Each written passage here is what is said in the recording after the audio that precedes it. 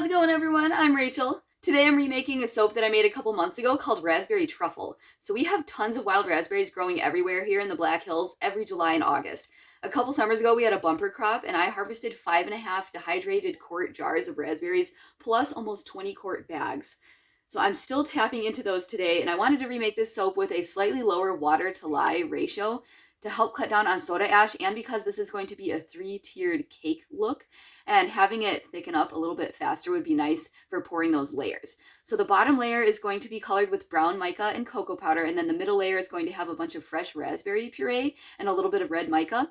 And then I'm going to fragrance it with this fragrance oil from Nature's Oil called Brownie Batter, and it traces really slow, so you have lots of time to work with it, and it smells just like fresh brownies out of the oven. I love it. It's perfect for this bar, and there's also a higher percentage of cocoa butter, so extra luxury added to this bar. And I'm going extra decadent as well. Instead of just one raspberry on top, this time I'm gonna do 3.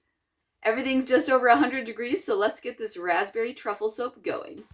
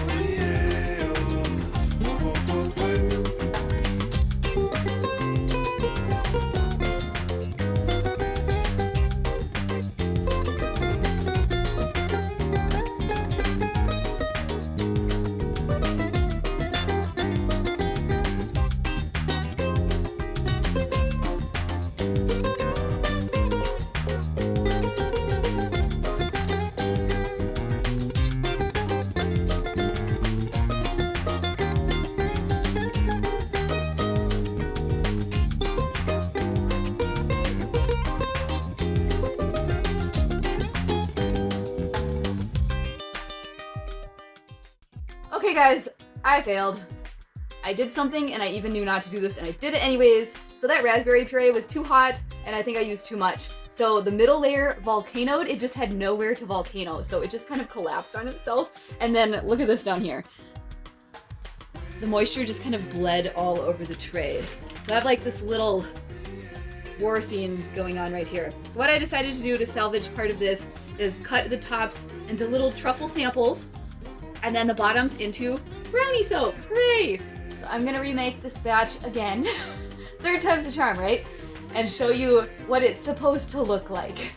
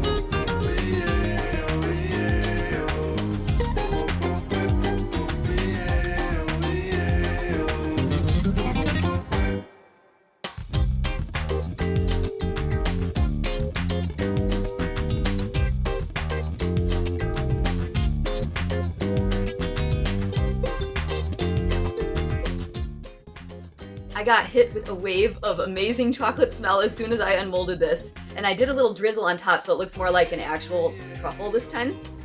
And to make up for how slow it was tracing, I soaked at a higher temperature, but then it did the opposite and started thickening up really quickly. But I did use less raspberry puree and made sure that wasn't as hot for this middle layer. So that solved that problem of volcanoing. However, it got thick much quicker, and I was a little surprised by that since how slow it did last time.